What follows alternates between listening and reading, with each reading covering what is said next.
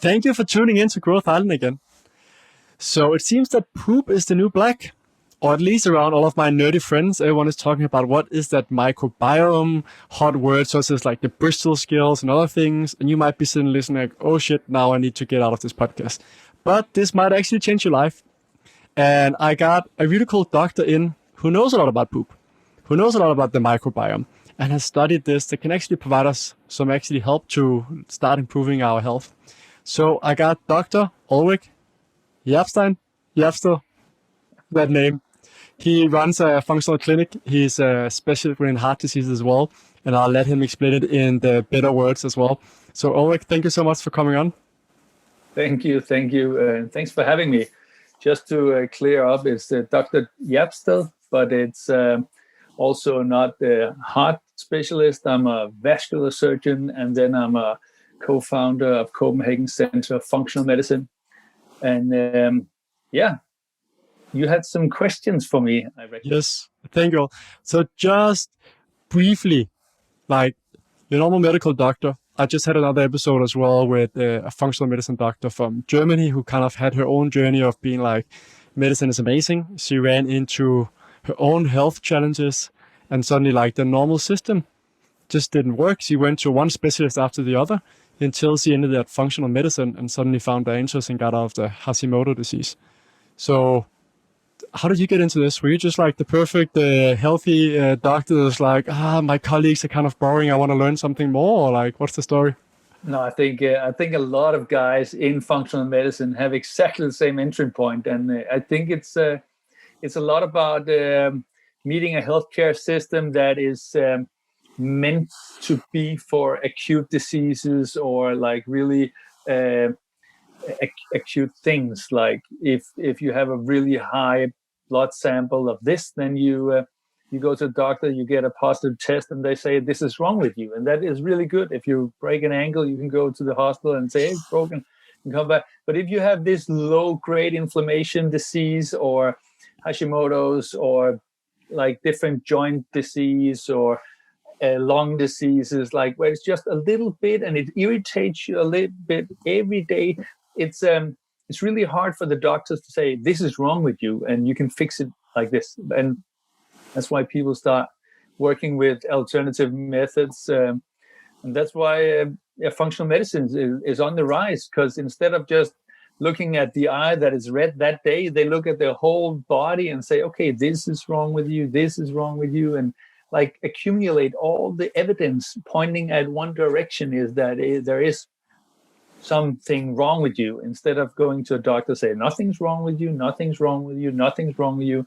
Then you get like, okay, it could be wrong with you, and then you take normal healthy steps towards a better health, and hopefully you find out after 3 or 4 weeks that I'm actually getting better, and then you got good momentum going, and then you have to keep it on the good vibe or the good positive road, and then you start moving towards a better health and a better you. But most people, they just want the quick fix. They want to take one pill, they want to have one surgery, and then they want to get fixed in one go. But they want maybe neurotropics to fix the clarity of their mind. But it's, if they still sleep 3 hours a day, it's not going to work. You need the fundament of a good health is like, you need your sleep, you need your exercise, you need your good diet, you need your stress off, you need a mind game that be right. But of course, I had the same road into functional medicine as all the other guys. I was admitted in the hospital in Thailand with salmonella infection. I ate some chicken legs in Thailand in 2001. And I got admitted in a hospital for a week with antibiotics. And after that, just went slowly downhill. More antibiotics. And the doctor said, we know your joint hurt a bit now and then, but it's nothing. Nothing's wrong with you. But I could feel it every day. And then you started investigating joint pain and joint health and gut health and microbiome and stuff like that. And then you pinpoint your functions into, or your pains into coming from, like if you feed bacteria good food, then you feel better. If you feed them bad food, then you feel worse. So you start nerding about this, and I've been nerding since 2010 about these things. So there's a lot of nerding, and there's a lot of getting wiser into why the microbiome is so important, and why, if you treat it well, then you hopefully get better and live longer, hopefully without any illnesses. But it's hard to say. Yeah. It is a common journey. When you speak to normal medical doctors, there was like, the Western medicine is amazing, and functional medicine has so much stuff from Western medicine as well. You do the testing and so on, and try to figure out a little bit wider, like what's wrong with the entire system. It's not just like the red eye, is something else.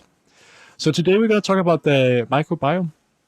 Yeah. So I've had a few podcasts on that, and it seems to be one of the areas that's really on the rise to kind of help us understand like what's going on in our body and what is it that we need to change.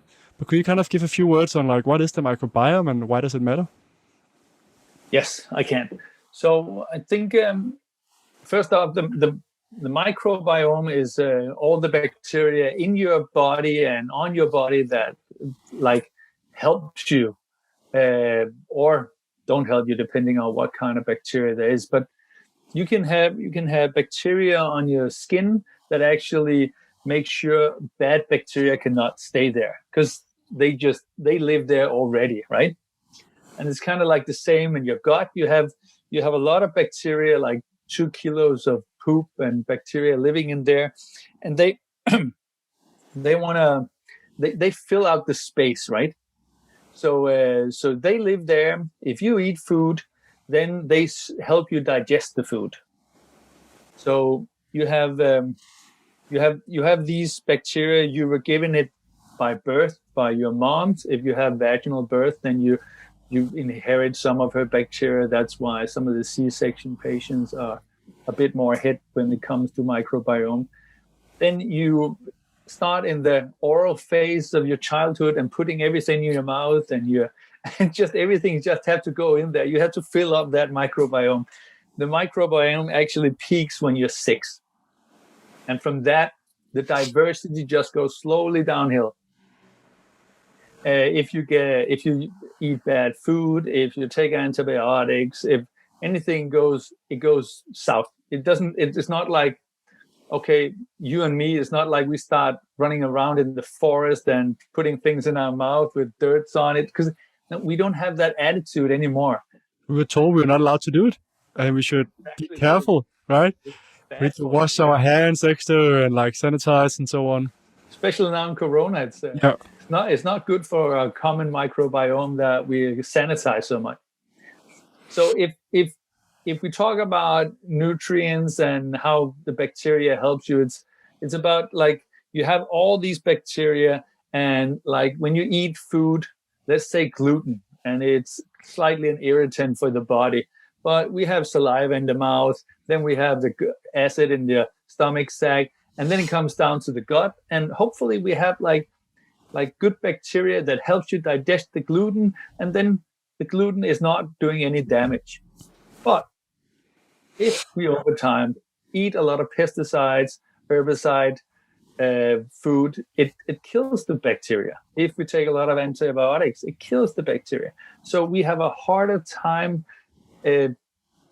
neutralizing the gluten peptide, right? So it will slowly do more irritation and damage. And if we don't help get the bacteria back on track, if we keep on killing it or eating pesticide sprayed food, then it's slowly going to get worse and worse. Really started pesticides in 2006, and inflammation and autoimmune disease have just been increasing ever since. So again, bacteria helps us digest the food. Bacteria does amazing things like they can actually send signals to the brain to decrease the inflammation. I have it on my Instagram also. I was kind of amazed that they kind of visualize exactly what is going on there, and how the gut bugs is actually communicating to your brain. Yeah. Like they have so many functions. The the microbiome have so many functions that we talk about. It's really hard to prove exactly how they work. But we have literature saying you can take poop from a skinny guy and put it into a fat guy, and then the fat guys get skinny. Like controls the How do you metabolism. put that in? Orally or from the bottom up? There's three ways to do a fecal transplant. One of them is by capsules. The other one is by rectal, just injected rectally, like first 20 centimeters from down from and up. Yeah. Or you can do it endoscopically, where you put it like at the circum, right at the end of the small intestine and the start of the large intestines. How far is that like technology and being approved? I remember I looked at a company 2 years ago. They were looking at developing that you could get these capsules of good poop to swallow. It is. You mean in Denmark or generally? Generally. It's a known procedure. It's getting there. So they need to find out and when they can apply it and to what illnesses they can apply it to.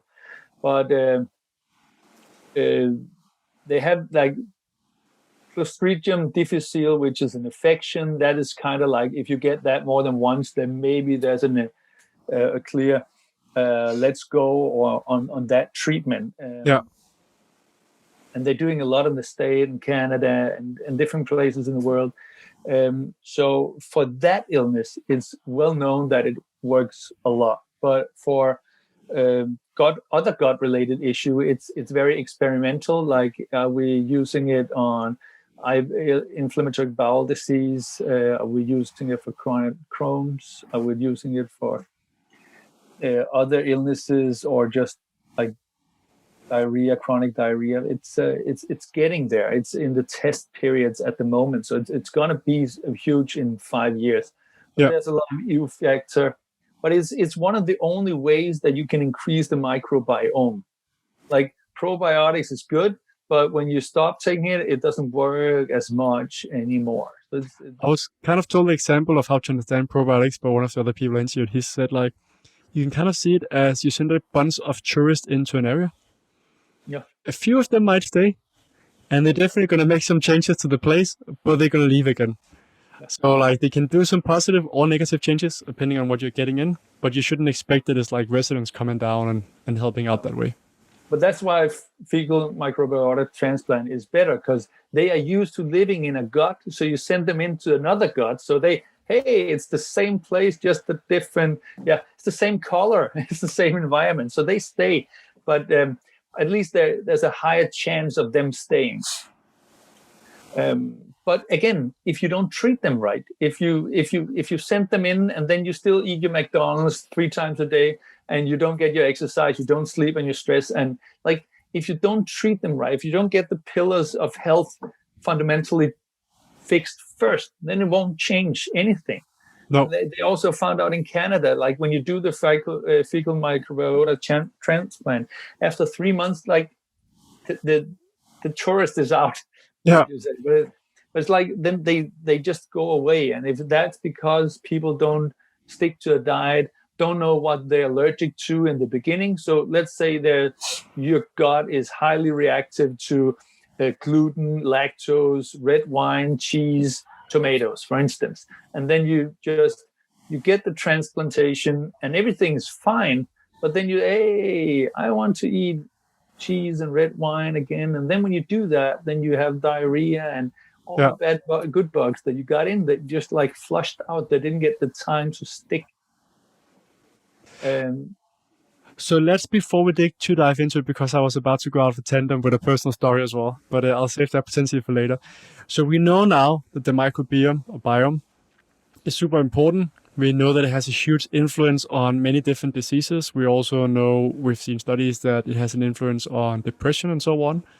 We're talking about it's like the third brain or second brain. So there's definitely a lot of agreement now that this is something that matters and it has an influence. So, and then looking at what kind of initiative we can actually do, like what can we do to improve it? What kind of framework, what kind of processes would you look at to see, like, can we see if initiative work and which initiative do we start with? So There's I don't know if you know this, but there's people that can eat every food every day, don't have any problem, healthy weight, healthy, like healthy everything. So I think they have probably the best microbiome in the world, and I wish I had the same. But it's not like that. So what can you do if you start to get slightly like it probably okay, if you have problems in the gut, you don't need to start with problems in the gut. It can easily start with problems in your skin, problem with slight cough, problem with bad sleep, like a lot of other things can actually be related to the gut, but you don't know it yet. If you keep on sticking to eating the things your body don't like, it's probably going to show later that it was probably gut issues. But what we can do is we can catch it early on, like, and we can start improving the gut health already if you have any symptoms of anything. The normal things I would do if a patient comes into my clinic is I would probably like scan through all the things they have or ever had and try to see what kind of issues it could be. And most of the people, they come in with either they have a tendency to diarrhea or a tendency to obstipation.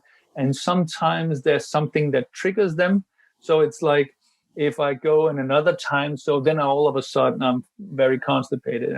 If other people go to another time, so then they got a lot of diarrhea. So it's like, it's sensitive that way. People react differently depending on what kind of microbiota that is living in the gut and how it irritates their body.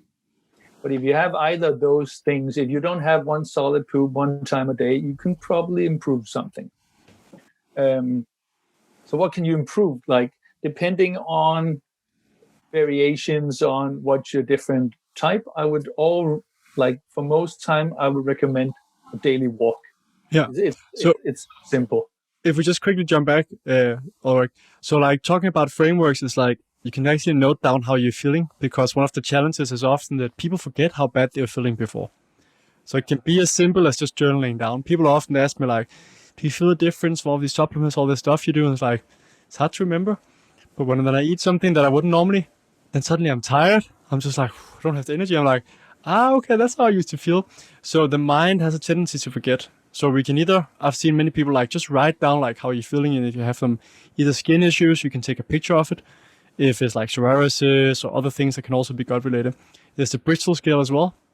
I'm not sure how often if you use that with your clients, but that's kind of this wonderful thing for the listeners. Use it every time. Yeah. So the first time I heard about that, I was like, what? So the Bristol scale for the listeners out there is the scale of how your poop looks and whether it's a good poop or a bad poop. And so I was told to actually look down into the toilet after every time I went to a toilet. And the first time I was like, that's disgusting. I'm not going to look at that. It becomes natural. Every day. Yeah. It kind of tells something about if you're improving or not, right? I think that could also be. It's actually showing something about how your body is absorbing the water. If it goes through fast to the system, then it will get diarrhea-like, and if it goes too slow, then it might be like a lumpy, like a goat poop. Yeah, that's like. It's like watery, and then it's goat poop in the top, and then it's like between that from 1 to 7. And a normal poop would be a 3 or 4. And that's like a Schulsted sausage. That's the fourth. But it's a bit lumpy on the 3, and I'm leaning more towards the 3 if I should mention the perfect poop. Okay. Because I'd rather have it. A bit lumpy, but easy slip, and no using a lot of toilet paper. That would be this case scenario. So, but you're talking about these things and all this, and I totally agree with you. People have a tendency to come in, everything is wrong, they feel so bad, and dry skin, and you list up all the problems they have, and then when they come back like a month later after the first consultation, they're like, how is everything? It's okay. It's like, you still have this. I forgot about that. It's like, and yes, I had this cough, and normally I muted the Zoom call all the time, but yesterday I had a Zoom call. I didn't mute it even once. So it's like they forget it, exactly like you say. It's like You can have it. It could be horrible for you, and then slowly you're feeling better, but you don't feel it. You forget it, and then when you start going back to the normal path, and ooh, this is bad. So about the things that you might stumble on if you have a bad microbiome or something that's not filling out for you, except for the obvious, which is diarrhea and constipation, could be something as simple as dry skin. Like if you eat something that irritates your gut, then you can have skin changes, like small skin changes, and you can be tired. A chronic fatigue syndrome is very much linked into dysbiosis, which is bad alteration in the gut, and that, especially in the COVID-19 times, people after COVID can have COVID long, and then they're very, very tired, and that can also be worse if you have a bad gut health. So improve your gut health, and hopefully you overcome COVID-19 better also. So what would be some very concrete initiatives? So someone sitting in out there be like, all right, that's me. My poop does not look like Schulze sausage. It does not look like it's number 3 either. It's liquid as it's slush ice. It's it's really bad. Like, you got me. Like, I feel brain fog, or like my skin is really bad, and like, where do I start? Like, Ulrik, like, what can I try? What would you kind of suggest that people start doing? I always recommended intermittent fasting. So it's, even though if you have an extra weight, it's just a big plus. It's you're probably going to lose a few pounds or kilos. But if you're very slim already, I would probably just squeeze in the eating window. So you eat like lunch, and then you have a middle day dinner, and then you have the late dinner. So you have 3 meals still, but you compact it. So you give time for the gut to heal. You give time for the gut to improve itself, and after that, it's different factors. But I would start meditation. It's shown, they've shown that meditation is really healthy for your gut microbiome. They show exercise is really good for the gut microbiome. They've shown that just like fermented food is really good for the microbiome. So that it's meditation, walking, exercise, fermented foods, but it's really much listening to your own body. It's like, as we say in the biohacking community, or it's like N=1. So it's you wanna test it on yourself. Like, what if I feel like when I eat tomatoes doesn't feel so well? Well, stop eating tomatoes. It's like it's very easy. If you get anything that blurs up, try to eliminate some foods, see how it goes without it. Make a food log, even better. As you said, write it down. Like, okay, so yesterday I felt really bad. I felt bloated. My stomach was hurt. So I write down the last 3 days what I ate. And then when you try to eat again, and if it happens again, then you eat, okay, the last 3 days I had this. And maybe you find, okay, all these times that you had a bad stomach, you eat pizza or pasta or cheese or anything. Like, food log is really helpful. But the things that I said before, combined with good ecological food that's not pesticide sprayed, it's really helpful for your gut. Vegetables, of course. So actually, going back to the basics, something we talked about before as well, it doesn't always have to be that complex, right? If we lower our stress, meditation works with that. If we actually move, we're not meant to be sitting in front of a screen, assume all day. That's not how our body is meant. Like, so actually doing some kind of, doesn't have to be hard exercise or something, just go for a walk. If we think about not eating things with a lot of pesticides, not eating a lot of sugar, refined food, and so on. Eat real food. I heard that so many times. Kind of simple, just eat real food. I heard social interactions, which is harder now, but just that part of being happy also has an impact. Like, it goes both directions, can have an impact on the gut. Yeah. Then the food log, I think that's so powerful. it sounds so simple, right? But that actually, like, because we have a tendency to forget, because it's not the most important thing for us. So actually locking it down and then seeing. I think the challenge is that some foods have a kind of delayed impact on you. So if you kind of make this log and you can't really find the pattern, would you suggest a microbiome test, or would you just like getting rid of all food for like the kind of, what do you call it, the check for what you might be a little bit intolerant towards, so you only bring in a few food. What is It's an elimination diet. Yeah. But then you can go all the ways to steamed veggies and then just stick with that 14 days and then just interact with one other food for a week. Yeah. Because you need that. It's so slow. You need to have a really clean gut. You need to have a really good health and then test. Yeah. It's funny, but there's different diets that you can go to. The low FODMAP is a classical one. And then they have the low carb, high fat, and like everything that reduce the spikes in the blood sugar is probably pretty healthy for a long, healthy life. Yeah, you'd always after me once I posted about my fruity smoothies on Instagram. So if you don't have any health problem, you can eat all the smoothies you want. yes, I'll actually be doing an experiment together with Dasha Maximov, who's very much into the female health and so on, where we got a glucose monitoring, continuous glucose monitoring, where we'll be eating the same for 2 weeks. I'll be eating a lot more, but still kind of see like what's the difference in our spikes, just to kind of get that.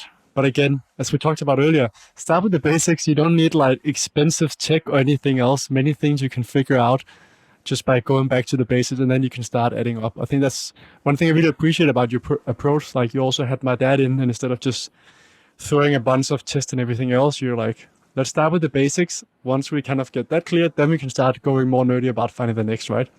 Yeah, exactly. So but it's funny how the microbiome can also change how your glucose spikes. There's a lot of. I would recommend you following a glucose goddess. Yeah. She has this glucose monitor for health habits, and she's also like go for a small walk after food, that could curb the spike. Eat your fat before your carbs, and that could curb the spike. So there's a lot of how you eat your food is also different, even though it's the same meal. So there's a lot of nerdy stuff about that. So totally recommend the listeners to go follow her. I'll make sure to put a link in the show notes. So what are general misunderstandings about the subject and something that other experts are wrong about? I think... in your opinion? Yeah, in my opinion. Of course, in my opinion, I think that we are not giving the gut bugs enough credit. And over the last 100 years, we found out that bugs were bad because they killed people in operation theater. Like we started out not using gloves, doing surgery. And then we found out, oh, maybe gloves is a good idea. And people died less because they didn't get all the infections and stuff. We found out antibiotics is a pretty cool thing. They could kill down all the bacteria. And then we found out that that could save lives. So we found out that, a small fever, use antibiotics. But before we have had antibiotics, people still, they survived still. Of course. So antibiotics is just like the golden go-to in a lot of illnesses. And yes, it's really powerful, but you should not use it like a small cough, I need antibiotics. It's not necessarily the way. Your body functions fine and can still clear virus and bugs that's in the wrong place. So I think that the way that the Western medicine looks at antibiotics and microbiota it's a bit behind. Like you need to praise the good bugs and only use antibiotics if it's strictly necessary. And I think just the whole understanding of how awesome the microbiome works and how powerful it can be and how changing it can really have a huge health impact. I think like normal practitioners they're totally wrong. They have no idea what's going on. I had a client who was coughing for 15 years. Danish healthcare system, we don't know what's wrong with you. 1 month of dieting and she's off it. Haven't coughed since. Wow. 1 month. Like it's so powerful. Yeah. So it's I think that's what experts are wrong about. They just, if you can't do a double-blind randomized study, then you cannot see this works, this work not. But it's, as I said, biohacking, 1 equals n equals 1. So you need, like, test it on yourself. If it makes you feel better, then do it. If you make it feel worse, don't do it. It's And for someone confused about the n equals 1, basically just means n is the sample size. So if you're not into medical literature or just literature in general, so like the sample size of 1, that when we do normal studies, we take a bunch of people and then we see what works for the majority, which is wonderful. And that's why we have less diseases and so on today. The only challenge is there's often outliers. So you might be an outlier. So this might be working for 90% of people. Then there's 10% of people that doesn't. And if you're one of the outliers, you want to figure that out. So it's like when you get a treatment or something else, it's most likely going to work, but there's also a chance that it doesn't. And again, if you're an outlier, so that's why you need to figure out what is the thing that we can't do these like tests about, because we are different. And as you said, like whether we exercise or how we've been eating in our microbiome. So different initiatives will have different impacts on us. So that's why, again, just like noting down, how are you feeling? And you get a good recommendation from your doctor, test it out. Is it working or is it not? Is your diet working or not? So that for me was really powerful to learn that framework as well. And I guess it took a little bit of time because I heard so many people say n equals 1. I was like, what is that? So just to get that in. That's good clarification. So also when looking at someone that's nerdy like myself and that love test, or like, can we get some kind of answer, right? Not always that we get the right answers, but something like a microbiome test that seems so tempting. Be like, can we get a test that can tell me what to do? And there's a lot of mixed opinions out there. So basically just, if some, like to the listeners out there, a microbiome test works in a fantastic way. You have this little test kit, you sit down on your toilet and you breathe and then you push. Hopefully something comes out at the bottom that you can then collect, a nice little poop, and then you scoop that in and then you send that to a lab where they then actually analyze it. And microbiome tests have gotten a lot of attention lately because we're starting to learn more about, or at least we think, and that's one of my questions, Ulrik, like how much do we actually know about the results? Because the challenge with a microbiome test is different parts of the poop will show you different results. And your poop can change from one day to the other. So how much can we use them for, in your opinion, and what research have you seen about how reliable is it? So there is, it's a really good question. It's there is a Danish professor that found out that if you switch your diet, then you can, like, let's just see normal meaty stuff, potatoes, meat, pasta. Then you go to eating a lot of vegetables, and you can see within 3 days you can actually see a shift in the microbiome. So it's so yes, you can switch your microbiome just by going to veggies within 3 days.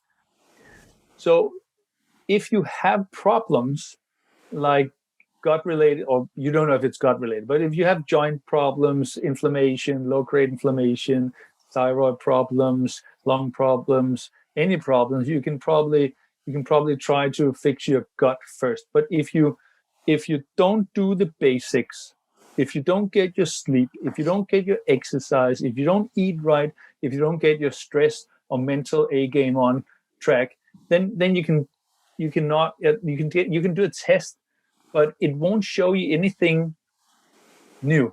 It'll probably show you something that's wrong. Maybe it won't show you something that's wrong, but you still have to fix the basics. So what I suggest, or what I do in my clinic, I suggest that people fix the basic. Like, get in line with the basics, get everything in order. And if we still have problems, then we can do a test. And if you fixed everything and you still really have a high impact on your health, if you're really bad health still have diarrhea, still have bloating or gut-related pain, then maybe this test will have a positive response. Like, you have too many of this bacteria, you have a parasite, you have something that's really bad is still going on down there. Yeah. And then it needs to be fixed with antibiotics or herbal microbial. You can say it. Microbial. There it is. Yeah. So you can use some of that to get out the bad bugs, but still you need to have the right foundation first. So I always encourage people, you can use 3,000 Danish crowns on testing first off, but that would only show maybe something's wrong, maybe it's not, something's not wrong, but you still have to fix the basic. So the test will improve 3 days after you switch your diet anyway. So I always recommend fix the pillars first, and then if we still have problems, if you're not fixed, then let's do like microbiome test and see if we can catch something. But I would not be surprised if they don't catch anything wrong. Yeah. But as you say, if you take it one direction of the poop or other direction of the poop, there's so many factors. Is a billion of these bacteria okay? Is 2 billion not okay? And depending again on your immune system, is it working? Is it not happy about some foods? It's maybe not like shown in the poop. I like the test, but I wait to get the pillars straight, then get tested.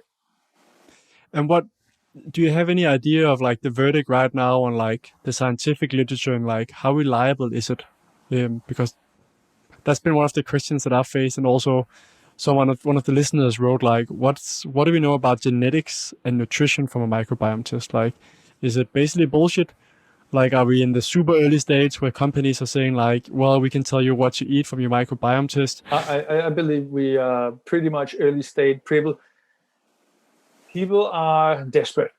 So I think that a lot of people, and that's why we have so many supplements, that's why we have so many tests, that's why we have so many people going in strict, insane diets to fix their problems. It's because of the health experts are not experts anymore. They go to the doctor, nothing's wrong with you, but people get desperate. Then they want to try this supplement, then they want to try this supplement, then still something wrong with you, and then they take the microbiome test. And especially if someone preach that they can fix your brain health, you can be more clarified, you can sleep better, you can make a list and you can hit 90% of the people, like they want this fixed.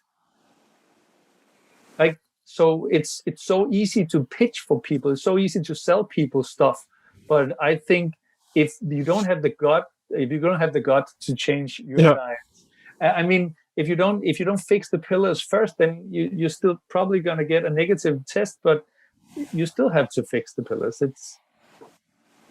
I think a lot of people want a quick fix, and I think it's really, really hard to give it to them. But so what's your verdict on or understanding, like if we kind of done the basics, we made the pillars right, something is still off, do you then still think a microbiome test provides value?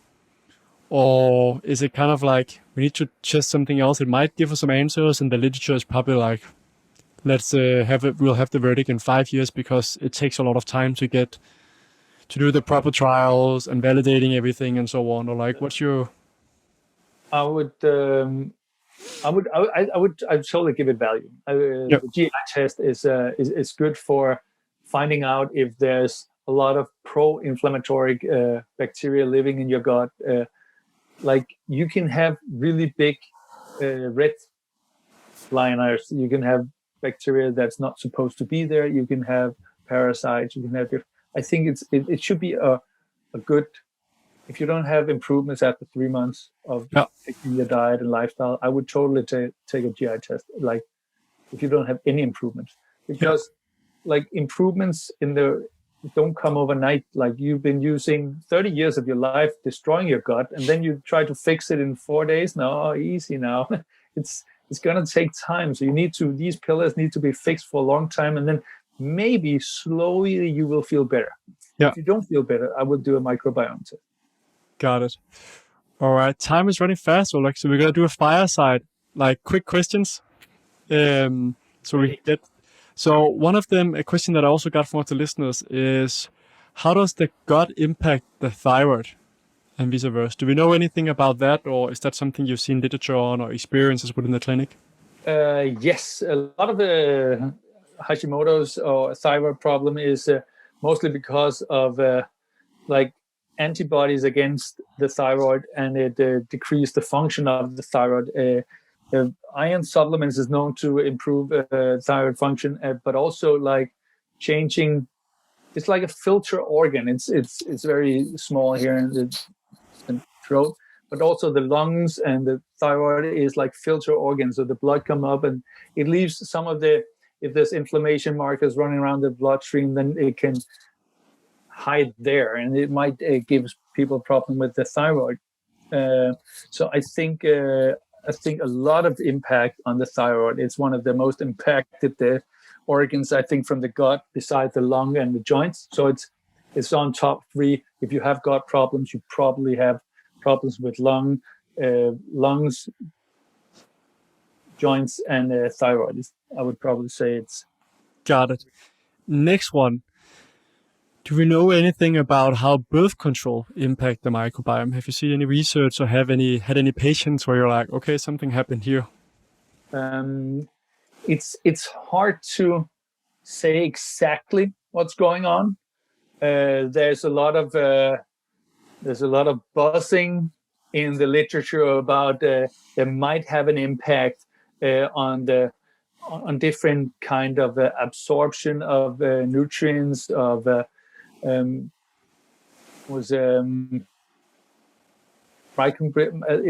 shifts the balance in the microbiome. So I really believe that it can have impact on the gut health, like the birth control test. Yeah. But to say exactly, or is it because you get hormonal and you eat different foods that's bad for you? I have no idea. And you maybe do that over 10 years and that decrease the microbiome in a bad way, or. Makes sense. Correlation versus causality. Yeah, because people take birth control, what, 35 years maybe? It's a long time, right? Yeah. Start when they're 15, take it till they're like 45 or 50, right? So it's a long time to take birth control. And if anything goes wrong with the microbiome, is it because of the birth control? It's really hard to say. Yeah. I had one patient with big dysbiosis, and it was really, and she was 100% sure it came because of birth control pills. I am not sure, but I would not deny it. Yeah. Makes sense. All right. Something that I care a lot about habits. I think it's the small things in our life that often builds up to who we are and who we become as an identity. But often we focus too much on, like, as we talked about as well, like that one hack or something else. I think it's the small things, like, do you get proper sleep? Do you do some kind of movement and so on? And the habits are kind of what makes us follow through, because there's only so much motivation can do for you, right? So do you have any habits that you live by, or that you are really happy that you implemented, or that you wish you could implement? Yes, I do. I have quite a few habits also, and I totally agree with you that habits is key, and sticking to the habits is also really important. So I did an interview with a known bicycle rider here in Denmark. He says, like, good habits is like brushing your teeth. Like you if you stop doing them, you don't see there's any change, but it's the same with toothbrushing. It's you need to keep doing it all the time, and it will help you in the long run. So it's exactly the same. I really like that and a lot. My top 3 habits would probably go, I do fasting every day. And I'm really happy about that. I wish I had done that like 20 years before, but it really. How long do you fast? I fast 22 hours every day, and then I do 48 and 72 on and off. I try to do 48 every week, like Sunday to Tuesday, but it's Got it. Fasting is probably the best one. Getting exercise, I try to walk 30 to 60 minutes every day. If I don't go to the gym, but now that it's closed, I try to get my walking done and like exercise a bit. And then I really I have the Oura ring on, and it's really, I try to hack my sleep as good as I can. It's try to go to bed at 22, 23 every day. Yeah. I sleep very, very, very cold. It's I sleep with socks on, Yeah. not so sexy, and I sleep with this small blanket, even though it's like 15 degrees in the room. It's so cold, and when I go to bed, I really freeze. But then my body just warms it up, and I sleep way better. So hack your sleep, do your exercise, and fasting is probably some of the biggest habits. Yeah. So those were like your top habits. Then the other question, which can be your habits as well. The question that I always ask my guests, like, what recommendation would you give for living a better life? One thing is the habits you love, but if you're just like, hey, this is the one recommendation I would give to someone listening. Eat good food. Yeah. It's we didn't talk much about this, but actually finding out what your body's toxic triggers is probably the most important thing, because mine could be gluten and lactose, yours could be cheese and mushrooms, like totally not related, but totally different. But if you don't know what exactly your toxic triggers is, then you need to like listen to your body, do the food log, and I don't tolerate this so well. And just stick it out of your diet. You don't need to. There's so many other good foods. So a good habit would also be like listen to your body and try to avoid the toxic triggers for your body. Makes sense. Thanks, Ulrik. Ulrik, where can people find out more about you if they're like, hey, this guy sounded pretty interesting, I want to follow off his stuff? Yeah, homepage ccfm.dk and the Instagram ccfm.dk, or you can send me a mail on uh@ccfm.dk. Great. I'll make sure to put that in the show notes. And there's something, if people put in that they heard about you from Growth Island. Yeah, if in the homepage, if the contact form, put in Growth Island in the comment, Terry, we can offer you 20% on the first consultation. Great. And I'm not getting an affiliate for that, just for the record, for people listening here. But I sent my dad to Ulrik, and that went really well. So I can definitely give a recommendation from here. Perfect.